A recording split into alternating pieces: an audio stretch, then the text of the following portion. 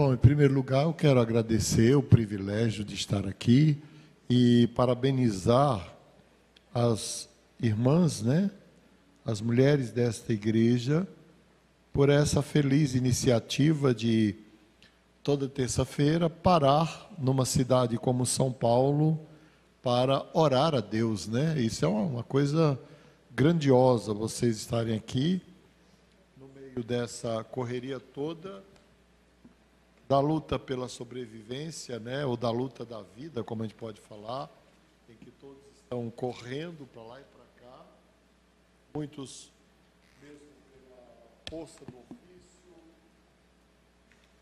outros pelo chamado e outros por necessidade. E de repente nós temos o privilégio de parar, nos reunir aqui para orar, interceder a Deus, pedir a Deus. Eu acho que é um privilégio imenso estar aqui. E eu me emociono quando chego aqui, primeiro porque Deus está aqui, né? A presença de Deus emociona, e me emociona muito. E me emociona saber que vocês fazem isso toda terça-feira, que tem um grupo aqui, como tem em outras igrejas, outras comunidades, orando, buscando a Deus. Eu hoje vou falar sobre depressão. Eu tenho 3 livros sobre depressão: Eclipse da Alma, Depressão e Superação, e Sombras da Alma, escrito com os teólogos luteranos da Faculdade Luterana de São Leopoldo. Mas o que me credencia para falar sobre depressão não é porque eu escrevi 3 livros e alguns artigos científicos, é porque eu tive depressão e superei. E eu sou muito brincalhão, eu acho que em mim tudo é top, a depressão também. É coisa de cearense, né? Então, quando as coisas vêm para mim, sejam boas ou más, elas vêm numa proporção tremenda. E a depressão não foi diferente. E eu escrevi Eclipse da Alma com depressão. Eu estava muito deprimido, minha querida amiga Belkis acompanhou tudo, né? Era a celebração do meu aniversário, do aniversário do meu filho, no dia 19 de junho de 2004. E depois da festa, casa de pastor, vocês sabem como é. Naquele dia passaram mais de 150 pessoas, né? Nessa época eu morava numa casa com a bela de uma churrasqueira. Os presbíteros foram fazer churrasco até de noite. E depois da festa tinha um diácono que tinha acabado de se formar em teologia, que foi me visitar. Na saída, chegou um assaltante, deu 5 tiros nele, e ele morreu segurando a minha mão e segurando a mão do meu filho, orando. Foram 8 minutos dos tiros até a morte dele. Meu filho estava do lado dele. Quando o assaltante chegou e atirou, meu filho gritou. E quando meu filho gritou, eu pensei, atiraram no meu filho. E eu fiz uma coisa que até hoje eu não consigo explicar. Eu entrei no quarto, entrei no guarda-roupa, abri o guarda-roupa, peguei um cobertor e saí correndo com o cobertor. Cheguei e encontrei o diácono caído e meu filho segurando a mão dele e ele com 5 tiros, eu segurei na outra mão. Peron, 29 anos de idade, dedicado à igreja, sarado, ia ser pastor, né? E ele olhou para mim e falou: Jesus vai me levar, né, pastor? Eu falei para ele, vai. Ele falou, o senhor ora para eu partir? Eu falei, oro. E eu orei, e durante a oração ele partiu, e eu morri junto. Aí eu fui comunicar a família, e adivinha onde estava a família? Porque tem muita gente que fala assim, não, essas coisas acontecem porque as pessoas fazem coisa errada. Todo mundo faz coisa errada, eu mais do que vocês. Adivinha onde estava a família dele? Dentro da igreja, orando. E eu cheguei e falei assim, quem é que tem mais saúde, é o pai ou a mãe? Porque tem uma menina que é psicóloga, que foi minha aluna, a Keila, e aí a Keila falou, pastor, não fala assim que você está me assustando. Quem tem mais saúde é a mamãe, mas está todo mundo na igreja, a família toda. Eu falei, então pede a mamãe para vir aqui. Aí a mamãe veio, pôs a mão em mim, que eu nunca vou esquecer, olhou bem dentro de mim, falou, meu filho partiu, não é? Eu falei, foi.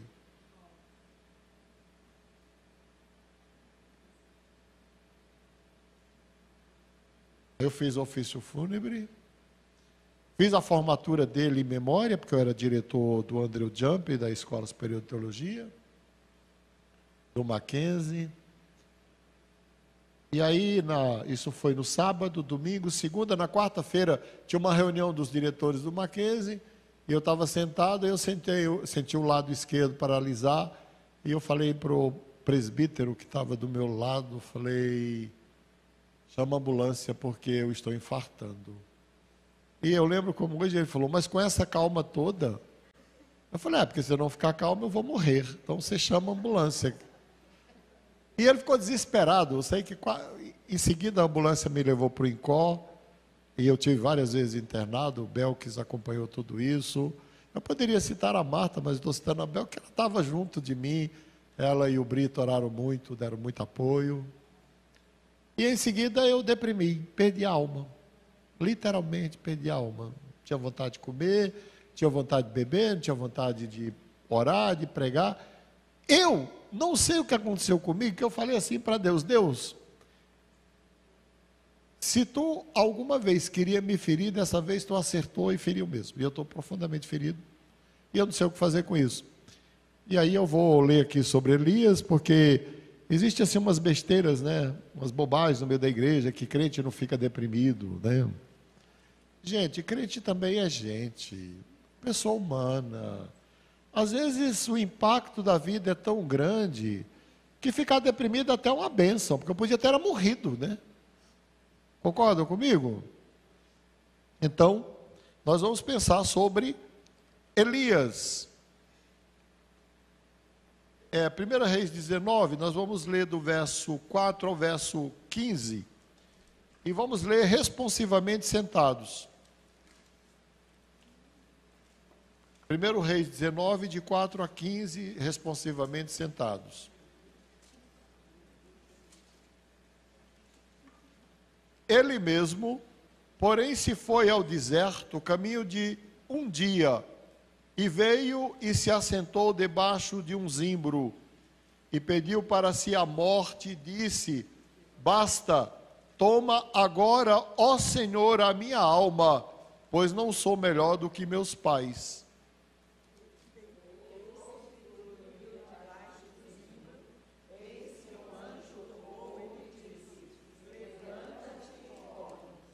Olhou ele e viu, junto à cabeceira, um pão cozido sobre pedras em brasa e uma botija de água. Comeu, bebeu e tornou a dormir.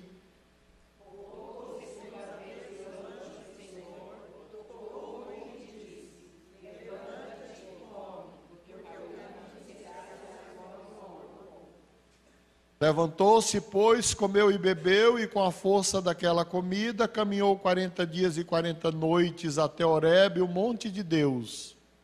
Ali entrou numa caverna, com as orações, e eis que veio a palavra do Senhor e lhe disse, que fazes aí, Elias? Ele respondeu, tenho sido zeloso pelo Senhor Deus dos exércitos, porque os filhos de Israel deixaram a tua aliança, derribaram os teus altares e mataram os teus profetas à espada, e eu fiquei só, e procuram tirar minha vida. Disse Deus, sai, onde dizes como perante o Senhor, e eles passaram o Senhor, e o fortemente arrependido de montes, despedaçadas pelos diante do Senhor. Porém o Senhor não estava vendo. Depois veio um terremoto, mas o Senhor não estava no terremoto. Depois do terremoto, um fogo, mas o Senhor não estava no fogo. E depois do fogo, um cicio tranquilo e suave. Ouvindo Elias, envolveu o rosto dos seus mantos, e saindo foi para a caverna. Eis que veio a voz e disse, que fazes aqui, Elias? Ele respondeu, tenho sido em extremo zeloso pelo Senhor Deus dos exércitos, porque os filhos de Israel deixaram a tua aliança, derribaram os teus altares e mataram teus profetas à espada, e eu fiquei só e procuram tirar minha vida. Disse o Senhor, vai, volta ao teu caminho para o deserto de Damasco, e chegando lá, unge a Israel, rei sobre a Síria. Senhor Deus, nós te pedimos pelo teu amor, pela tua graça, pela tua misericórdia, que tu seja, como tu sempre foi, bondoso, que a compaixão do teu coração toque em cada um de nós de uma forma tão profunda, tão especial, que cubra todos os nossos pecados, perdoe todas as nossas iniquidades, cura, Senhor, todas as nossas enfermidades e supra, Senhor, todas as nossas necessidades, especialmente aquelas que vêm da tua palavra, em nome de Jesus. Amém. Eu vou tomar, é claro que se nós fazermos como alguns fazem, e eu tenho alguns alunos ou ex-alunos, mestres e doutores que fizeram isso, que é diagnosticar Elias. Eu não concordo com isso. Eu acho que é muito precário você dizer exatamente o que Elias estava sentindo, o que ele estava vivendo. Então dizer que ele estava deprimido ou com síndrome de burnout é um anacronismo, que a gente está projetando daqui para lá. Mas eu vou tomar um momento da vida de Elias aqui nesse texto, 2 ou 3 momentos, como metáforas de uma depressão. A primeira metáfora que eu vou tomar da depressão é que Elias foge. Elias, que era aquele homem corajoso, aquele homem capaz de enfrentar as dificuldades, a adversidade, de fazer cair fogo do céu, de fazer acontecer. De repente ele sente medo, muito medo, e ele foge. E ele foge e se esconde e deita debaixo de uma árvore. E um anjo vem e acorda Elias. Você já imaginou se um anjo vier e te acordar? Já pensou? Para um minutinho aí, só um minuto. Você está dormindo, tranquilo, aí vem um anjo e sacode você. Eu acho que seria tanta adrenalina que eu ficaria 3 dias sem dormir. Você não ficaria também? O que você ia fazer? Pegar o WhatsApp, gente, o anjo apareceu, o pessoal endoidou. Está completamente doido, chama o doutor Peço, doutor Márcio, interna, porque pirou, né? Imagina, você ia correr, ligar para todo mundo, procurar, dizer, o anjo veio aqui, o anjo está aqui. O anjo veio, acordou, o que Elias faz em seguida? Dorme. O deprimido não percebe nem a presença de Deus, que dirá de um anjo, né? Então assim, ele dorme de novo. E aí o anjo vem de novo na graça, na misericórdia, na absoluta compaixão de Deus.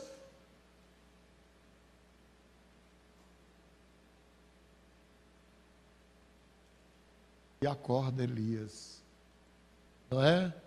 E ele come, bebe, e parece que ele novamente flerta com a realidade, porque a realidade do deprimido está muito distorcida, não é?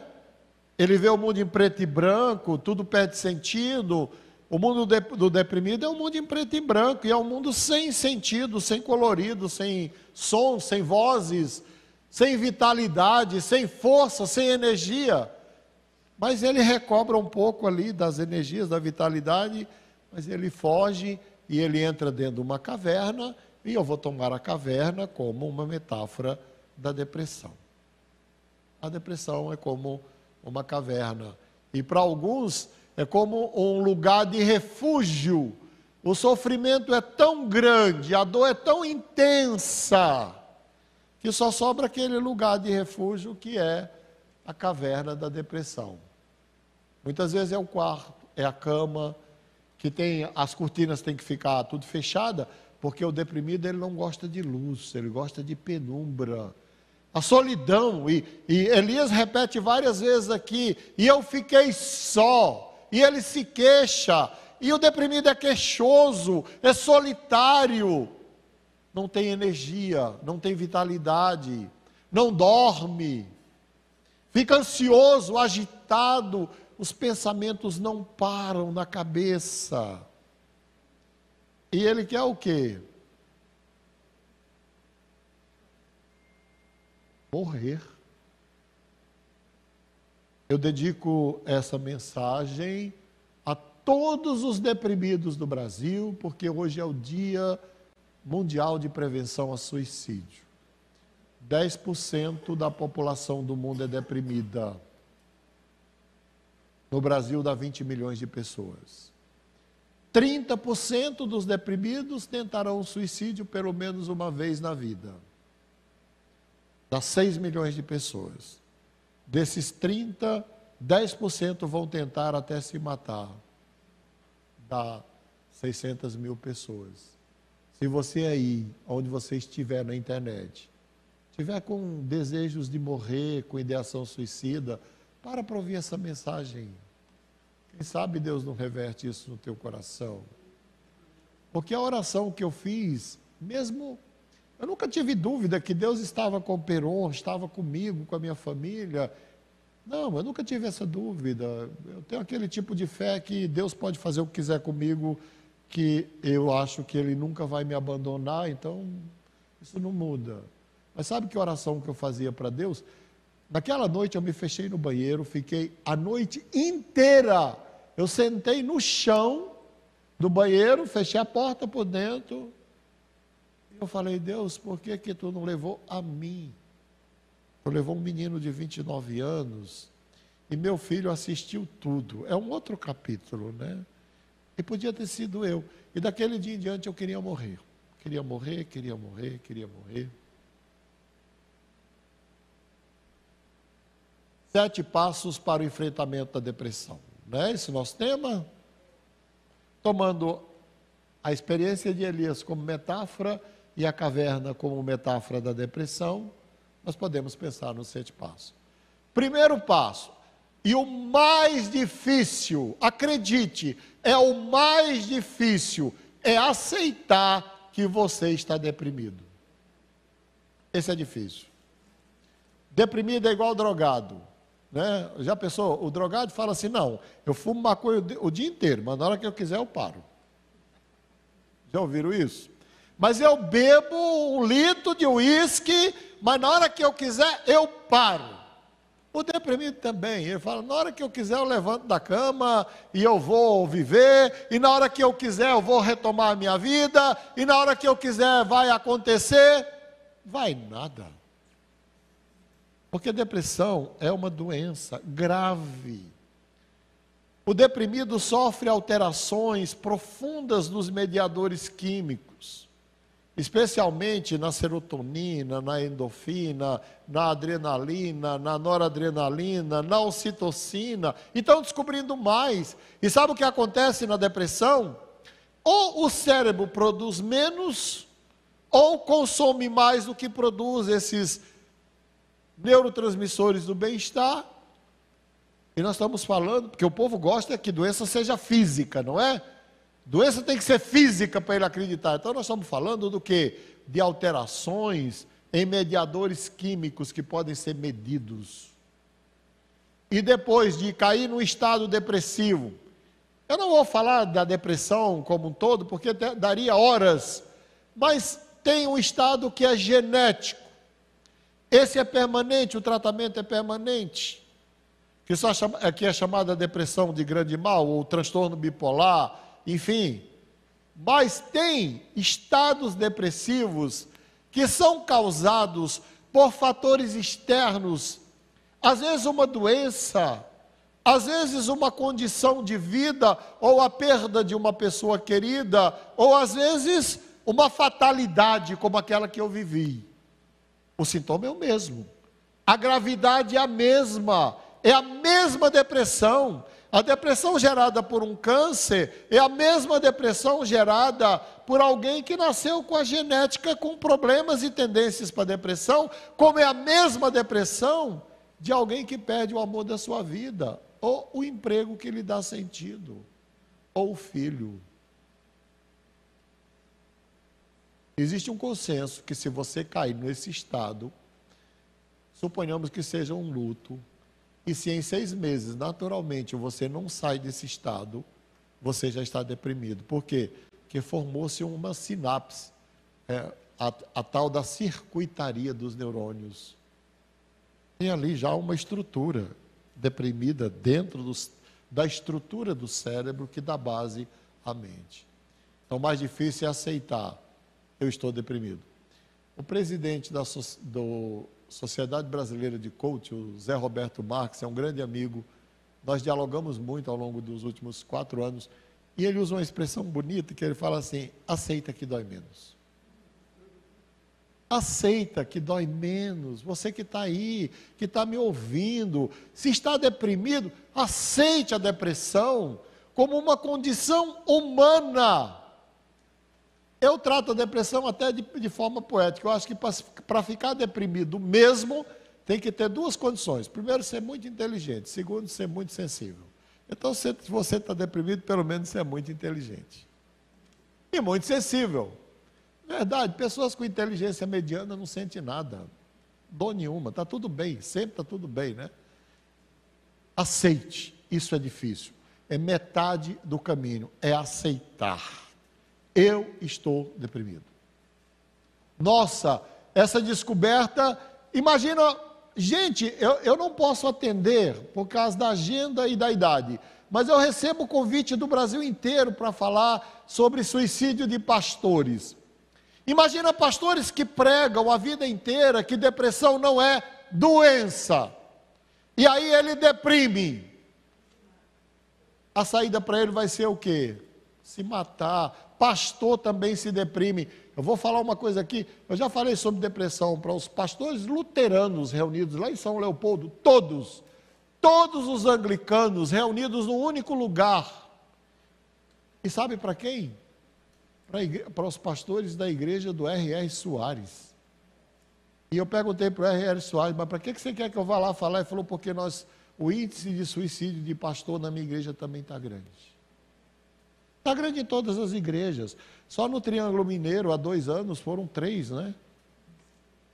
Presbiterianos. Sabe qual é a causa básica do suicídio? A depressão. Eu fundei no Mackenzie o Laboratório de Estudos e Pesquisas de Depressão e Suicídio. Olha lá, nós vamos começar a pesquisar isso, porque a correlação é grande. Aceite que está deprimido. Esse é o passo mais doloroso. Porque se você aceita que está deprimido, é igual ao alcoólatra. Se o alcoólatra aceita que está doente, se o drogado aceita que está doente, ele aceita que precisa de ajuda. Agora, como é que eu vou poder ajudar alguém que acha que não precisa de ajuda? Como é que um deprimido vai ser ajudado se ele acha que não tem nada? Não tem como. Então, esse ponto ele é primordial, ele é central, ele é o mais importante. Pois quando eu descobri que estava deprimido, eu aceitei. Falei, Senhor, eu estou profundamente deprimido. Estou mais deprimido do que Jeremias, mais deprimido do que Elias. Estou deprimido. E dói, e dói. E se é pastor, dói. Porque você vai ter que chegar para a igreja e dizer, gente, eu estou deprimido. E a igreja precisa ter muita compaixão, muita misericórdia, para dizer, pastor, nós estamos com você. Porque muitos vão dizer assim, nossa, cadê a espiritualidade do pastor? Na verdade, a pergunta que vocês deveriam fazer é, cadê a humanidade do pastor? Porque os pastores precisam ser humanos. Primeiro, aceitar que está deprimido. Segundo, fazer uma avaliação. E eu vou fazer uma pergunta tão perversa para vocês, que depois vocês orem por mim, tá bom? E o reverendo Arival vai me perdoar. Vamos lá, irmãos. Você sabe que eu estava vindo para cá com a seguinte questão na minha cabeça, batendo um papo maravilhoso com a Maria das Neves, e com a questão na minha cabeça. Será que é ofensivo eu perguntar para os irmãos e irmãs e para o povo que está nos escutando? A pergunta é cruel. Existe lucro na depressão? Então, o segundo passo, faça uma avaliação. O que você ganha com a depressão? E eu descobri que existe. Nossa, que decepção. Sabe? É o lucro perverso da doença. Quando alguém fica deprimido, especialmente as pessoas próximas dão carinho, né? Aí sabe que imagem que veio na minha cabeça? Eu sou psicólogo há muitos anos, então chega lá um menino, jovem, né, com estados depressivos e tal, e fala assim, doutor, sabe, a mamãe só cuidava de mim quando eu ficava doente. Ela me dava chazinho com biscoito. Então eu só ficava doente. Porque só tinha colo, chazinho e biscoito, doente. Tem muita gente deprimida querendo colo, chazinho e biscoito. Sério, não se ofenda comigo, tá bom? Mas é verdade. Toda doença tem um lucro perverso, que é o quê? A busca pelo afeto. Eu tinha muita dúvida de aceitar isso, até que um dia eu passo na frente do Hospital do Câncer, tem um homem todo entubado, e ele levanta a camisa para mostrar aqueles tubos entrando no corpo dele, para pedir. E eu falei, meu Deus do céu, como a humanidade é criativa. Ela transforma o sofrimento no meio de vida. Muitos deprimidos fizeram isso. Transformaram o sofrimento no meio de vida. Então, faça um balanço. O que eu ganho com a depressão? Gente, esse tipo de amor, não é?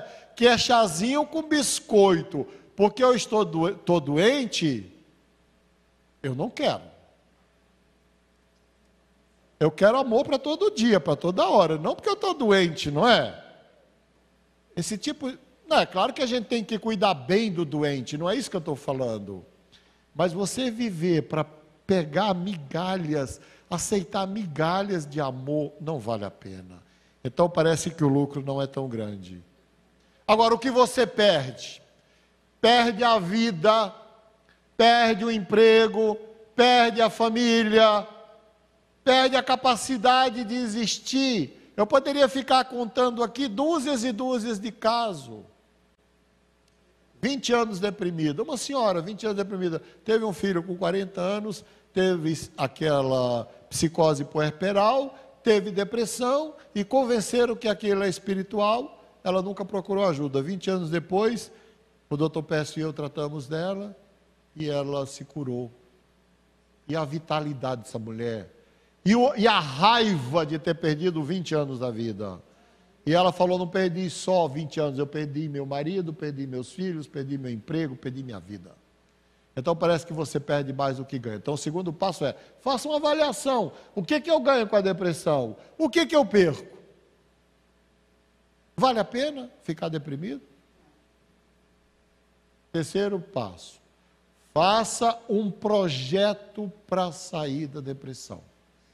Veja que eu não estou dizendo que você vai sair de forma fácil, eu não sou leviano, eu trabalho com isso há muitos anos, eu vivi uma depressão que durou 1 ano e meio, então eu saí com a Marta, nós fomos lá para o Vale do Ribeira, e ali eu fiz um projeto para sair da depressão. Como eu estudo essas coisas, eu era professor de psicopatologia no Mackenzie, fui durante 10 anos, então... Se há uma coisa que eu conheço bem, são as doenças, especialmente as minhas, não é? Mais as minhas do que as de vocês. E aí, vou fazer um projeto para sair da depressão. É um projeto mesmo. Por onde eu começo? Primeira questão, por onde eu começo? Falei, a primeira coisa que eu vou fazer é procurar ajuda. Vou procurar ajuda espiritual, médica e psicológica. O que eu vou narrar aqui está sendo gravado e eu espero que Pécio assista, porque ele sabe que foi exatamente assim. E aí, a primeira coisa que eu fiz foi procurar ajuda médica. Eu marquei com o Pécio. Eu conhecia de nome um grande psiquiatra presbiteriano. Fui lá, sentei na frente dele, ele, nossa, doutor Máspoli, que prazer conhecê-lo, eu queria muito conhecê-lo. Eu falei, o prazer é mútuo. Só não queria conhecer ele nessa circunstância, peço, porque eu estou profundamente deprimido. Ele riu, falou, você vai sair da depressão, porque eu acompanho você, sigo você pelas redes sociais, já já você está fora, e eu vou te atender de graça com uma condição. Eu falei, qual é a condição? Ele falou, que você me aceite para fazer mestrado com você sobre depressão. Eu olhei para ele e falei, você está de brincadeira, eu não vou dizer o que eu pensei, tá? Eu falei, você está de brincadeira, cara, você não entendeu. Eu estou morrendo, eu não quero mais viver, eu quero que Deus me leve. E aí tem essa coisa, né? Tem muitos cristãos que ao invés de enfrentar a depressão, fica fazendo aquela oração burra, Senhor, me leva, porque eu não quero sofrer mais. E o Senhor fala, o que eu tenho a ver com isso? Se vira, a vida é tua, vai à luta. E o PS falou, eu trato você com a condição de você me aceitar como aluno. Ele fez mestrado comigo, um grande privilégio. O PS precisava fazer mestrado com ninguém. E o mestrado é que virou o livro Eclipse da Alma. E eu falei, fechado. Tá. Procurar fazer um projeto. No projeto você tem que procurar ajuda médica. Se não tem coragem de procurar um psiquiatra, procura um neurologista. Na verdade, eu procurei os dois. Eu não estou nem aí se vão pensar que eu sou doido.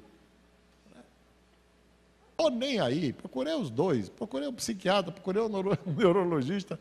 O psiquiatra virou amigo, irmão, camarada, faz parte do meu grupo de pesquisa. Desde aquela época. Já publicamos juntos. Procure ajuda. Ajuda médico, psiquiátrica ou neurologista. Por quê? Porque hoje existem mediadores químicos sintéticos ou recaptadores de mediadores químicos, que dá no mesmo, né? Que vai melhorar a condição dos mediadores, em última análise. Confesso para vocês que PESF é gente muito boa, maravilhoso, meu amigo, mas eu não me dei bem com o remédio, nossa. O remédio alterou a minha forma de sentir, de pensar, e eu tenho uma forma meio doida de ser, porque assim, eu quero viver conscientemente, eu não quero viver anestesiado. Então eu prefiro sentir a dor do que me anestesiar. Mas eu tinha que tomar, né? Aí um dos pastores do R.R. Soares falou assim, mas pastor, não é falta de fé tomar remédio? Eu falei, é. E ele falou, e eu faço o quê? Eu falei, põe o remédio na mão, unge e toma. Acaba, resolveu o problema. Dentro do projeto, procure ajuda espiritual. E aí é Jó mesmo, né? Jó. Sabe, tem pessoas que nunca tiveram orações francas com Deus. Já pensou? Eu também, né? Crente quando vai orar se transforma, vira espiritual. Aqui tem pessoas que me conhecem muito de perto, como o André, a Vanessa, a Michele, a Marta e a Belquis. Gente, eu não sou tão espiritual assim não, tá? Mas não sou nem um pouco mesmo. Porque essa besteira, né? Começa a orar de verdade, fala para Deus o que você está sentindo, né? Ora com as tuas vísceras. Eu vou contar uma parábola bonita. Numa cidade tinha um homem de Deus, tinha um homem piedoso, tinha um homem de oração e tinha o chefe do PCC. O homem bom, piedoso, tinha só uma filha, a filha adoeceu. Isso está no Talmud, tá? É uma parábola do Talmud. A filha adoeceu, ninguém dá conta, a filha está entre a vida e a morte, e aí ele fala, só me resta levar para o homem de oração. Aí leva para o homem de oração, ora, e tinha um sábio também. E o homem ora, e a filha só piora, e diz que ela vai morrer nas próximas 48 horas. E aí ele leva para o homem de Deus. E o homem de Deus ora e unge e nada acontece. Aí ele levou para o sábio. E o sábio falou, vá para casa, eu vou fazer aquilo que eu acho que eu tenho que fazer, mas você não precisa ver. Vá para casa. Durma e amanhã de manhã, ou você vem pegar a sua filha curada, ou vem pegar o corpo da sua filha. Deus é que vai decidir. Está no Talmud do jeito que eu estou contando aqui. Aí o homem foi embora, ficou a noite desesperado, não via chegar de manhã. Quando é de manhã ele chega, a menina está curada. Ele falou, o homem de oração orou, Deus não ouviu. O homem de Deus orou, Deus não ouviu. Foi você que orou? Ele falou, você é besta, eu sabia que Deus não me ouvir também. Ele falou, o que você fez? O que você fez? Ele falou, eu chamei o chefe do PCC para orar, porque ele não curou. E eu tinha certeza que se no dia que ele orasse, Deus ia ouvir, porque ele nunca encheu Deus. Vocês entenderam, né? Entenderam perfeitamente. Moral do Talmud, é preciso aprender a orar com o lado negro da alma. É o lado da depressão, não é? Da sombra mesmo, não é? O lado sombrio de si mesmo, da dor, do sofrimento. A gente pensa que quando a gente sofre, Deus nos abandona. Não, é o contrário. A gente pensa que quando a gente mostra nossas Trevas, Deus nos abandona. Não, o que, que Deus faz? Deus transforma as nossas trevas em luz. Então vamos lá. Procure ajuda médica, psiquiátrica. Procure ajuda psicológica, ajuda espiritual. Ajuda espiritual. Naquela época, eu tinha um grande amigo que Deus levou, o reverendo Paulo Viana de Moura, um grande historiador da Igreja Presbiteriana do Brasil. Ele era genro do reverendo Boanerges e foi meu amigo e irmão durante 40 anos. A gente só via junto, né, Belco? Você lembra disso, né?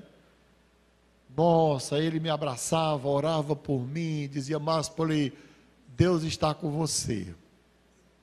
Não é porque você está desse jeito que Deus lhe abandonou. A igreja está precisando de gente assim, não está? Eu assim, basta chegar a tribulação. Tem muitos amigos de Jó que falam: o que você fez de errado? Né? Onde você pecou? Se não foi você, foi teu pai, foi teu filho, enfim. Eu sempre conto umas histórias engraçadas e ao mesmo tempo trágicas, não é? Quando isso aconteceu, né? Alguém chega e fala assim: pastor, você não acha que Deus lhe abandonou? Eu falei: não, eu que estou quase abandonando ele. Eu não abandono porque eu não tenho para onde ir. Mas ele não me abandonou. Mas o seu estado? Eu falei: querido, eu estou doente, é só uma depressão. Então precisa de ajuda espiritual, de gente que compreenda dessa forma, não é? Acolha, acolhimento espiritual, abraço mesmo, aconchego, né? Traga o deprimido para perto de você. Depois, procure ajuda psicológica. E aí não estou falando porque eu sou psicólogo, até porque eu não tenho horário, graças a Deus. É verdade. Procure ajuda psicológica, por quê? Porque durante o período da depressão, a realidade se distorce. O deprimido vê a realidade de outra forma. E ele se acostuma com isso. Ele só se acostuma a ver coisas ruins. Deprimido é pessimista, já viu? Vai dar tudo errado. Nada vai dar certo, não é? Ele é pessimista, faz parte da depressão. Chora à toa, é sensível. E quando é crente, então, sabe aqueles crentes derretidos? Qualquer coisa que o pastor falou, toca com ele. Se chamou todo mundo lá na frente, mas não falou o nome dele, acabou o mundo, né? Na verdade, ele fica todo magoado, né? Todo ressentido, né? E o psicólogo vai ajudá-lo a voltar a conviver com a realidade. Gente, a realidade é dura. Não só, a realidade toda é dura. A realidade de todas as pessoas, da nossa sociedade, do nosso país, de tudo. A vida é dura. E às vezes é preciso de alguém que ensine pessoas a perceber o que tem de bom na vida. Você sabe que tipo de exercício eu dou para alguns executivos deprimidos, médicos também, que eu atendo? Eu moro e vivo ali perto do Mackenzie, na região da Paulista, e eu digo para ele: quando você caminhar por aí, nos jardins, tenta ouvir o canto dos pássaros.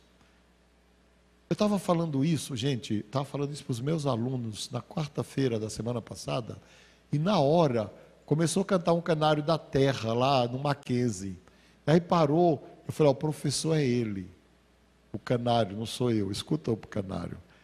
E eles voltam assim: mas você acha que tem pássaro aqui? Eu falei: não sei.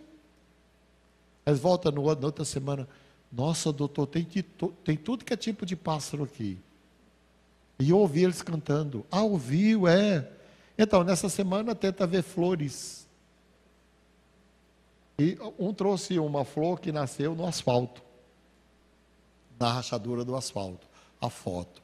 Por quê? Precisa aprender a ver o colorido da vida, os sons da vida, as emoções positivas da vida, os sentimentos positivos da vida.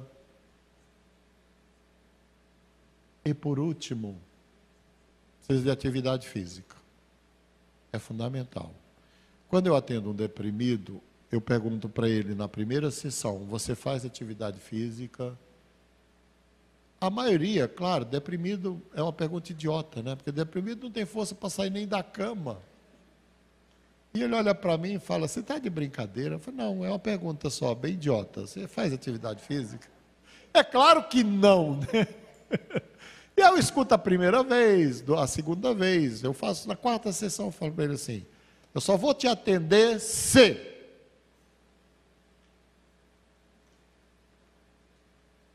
você prometer que vai buscar a Deus nessa fase da sua vida, mesmo. Com vontade ou sem vontade, né? Com fé, sem fé, porque deprimido também não tem fé, tá? A fé vai pelo ralo. A minha não foi porque ela tem aquela... Eu traduzi as Institutas de Calvino no seminário, então depois aquilo fica na cabeça da gente igual um vírus rodando, né? Graças a Deus, é verdade. André sabe o que é isso, né, André? Graças a Deus, é verdade, né? Mas a fé desaparece. Eu digo, olha, eu só vou te atender, e eu falo mesmo, e eu não abro mão disso, e eu só atendo se vai desenvolver uma vida espiritual, ponto. Vai procurar um bom psiquiatra, um bom neurologista, ponto. Vai fazer psicoterapia comigo, com alguém, ponto. E vai fazer atividade física. Não precisa levantar a mão. Alguém aqui vive sem atividade física, se viver nesta fase da vida, já está namorando com a depressão. É verdade. Vocês já viram que nas grandes maratonas, no final, alguns daqueles atletas desmaiam? E a gente fica morrendo de dó, não é? Eles não desmaiam, eles entram em êxtase, por excesso de endorfina, serotonina e ocitocina. Por isso que no ano seguinte eles estão lá. Tem mais de um século que se descobriu que a atividade física melhora os mediadores químicos do bem-estar, do bom humor, da energia, da vitalidade. E aí, naquela época, eu estou sempre acima do peso. Esse eu nunca consegui resolver isso. Também não desisti não, eu continuo lutando. E aí naquela época eu estava bem acima do peso, eu estava com 117 quilos. Baixinho, com 117 quilos, imagina, um porquinho da Índia. Eu não conseguia andar 100 metros. Marta está ali, eu andava 200 metros, o que acontecia? Eu caía. 2004, julho de 2004. Nunca mais parei de andar. Hoje eu ando em média só 1 hora por dia e eu estou frustrado porque é muito pouco. É muito pouco. Mas é muito, muito pouco. E atividade física você tem que começar de onde está. Eu conseguia andar 200 metros. E eu parava e sentava com o coração saindo pela boca com 48 anos de idade. Já pensou que loucura? Não parei mais. Eu moro na Bela Sintra, lá perto do Mackenzie. A Marta e eu, a gente vai até a Brigadeiro e volta 2, 3 vezes por semana, fora o que eu ando pessoalmente, ela também. Ela anda mais do que eu. Eu acho que toda a vitalidade que ela tem para superar tudo que ela superou, além da graça e da operação de Deus, é da vitalidade que ela tem por fazer atividade física. Aí se o sujeito falar assim, não, eu faço psicoterapia, mas eu não vou fazer esse negócio de espiritualidade, não. Eu falei, então você precisa voltar. Ah, mas eu faço psicoterapia e oro, mas eu não vou procurar psiquiatra. Não, porque isso é coisa de doido. Então você também não precisa voltar. Ah, mas eu faço tudo isso, mas eu não vou andar. Então você precisa, não vou fazer academia, eu vou fazer hidroginástica. Com todo respeito a vocês, que eu tenho 63 anos, já estou velho mesmo. Mas, gente, eu fui fazer hidroginástica no meio daquele bando de velhinhos. Não deu para mim. Não deu, eu caí fora. Eu preciso de coisa mais forte, né? Eu sou cearense, preciso de sustância, não dá para ficar... Mas se você só consegue fazer hidroginástica, graças a Deus, né? Vá fazer. Por quê? Fazer atividade física regular tem o mesmo efeito que a medicação. Para encerrar, nós temos um privilégio que Elias teve. Qual é o privilégio? Deus foi até ele, não é? Eu não tenho dúvida que Deus usou todos os recursos. Eu fui procurar psicoterapia, fiz 10 anos, fiquei viciado.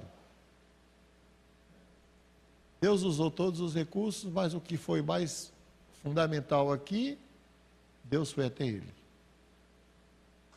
Gente, Deus tem um caso de amor com os deprimidos, né? Um caso de amor. Se você que está ouvindo aí, está deprimido, Deus tem um caso de amor com você. Deus não vai largar de você. Nós temos esse privilégio, que Deus não vai nos abandonar. Não vai. Em momento nenhum. Então Deus primeiro manda o anjo, que é o anjo do Senhor, que é a grande epifania da manifestação da glória de Deus. Manda uma vez, manda duas vezes, não resolve, Deus mesmo vai. E Deus fala, sai, né? Volta para a tua vida. É o que Deus diz para ele. Volta para a tua vida. Nós temos o privilégio de Deus vir em nosso socorro e nos ajudar e fazer nós voltarmos para nossas vidas. Você está deprimido aqui? Preste atenção. Se for o caso, escute o vídeo de novo. Eu tenho um blog, um site, tem N artigos sobre depressão, tem 12 passos para sair da depressão, sentimentos da depressão. Estude a depressão, compreenda e siga esses passos aqui. Aceite que é deprimido, faça uma avaliação dos aspectos positivos e negativos da depressão, faça um projeto para sair da depressão, busque ajuda espiritual, busque ajuda médica, busque ajuda psicológica e movimente-se. Deus vai fazer o resto para você. Que Deus nos abençoe. Nós vamos orar. Vamos ficar de pé? Nós te agradecemos, Senhor, porque é um momento tão especial, tão particular, que é um momento de compartilhar a dor, o sofrimento, e também um momento de compartilhar os meios de graça para a solução de problemas tão graves como a depressão e o suicídio. Nós pedimos que o Espírito de Deus aplique a tua palavra em nós, da forma como o Senhor quiser, com a sabedoria do Senhor, do jeito que o Senhor quiser, como melhor o Senhor quiser. E que a graça do nosso Senhor e Salvador Jesus Cristo, que o amor do Deus Pai Todo-Poderoso, que a comunhão e a consolação do Espírito Santo seja com todos vós e com todo o povo de Deus, desde agora e para todo sempre. Amém.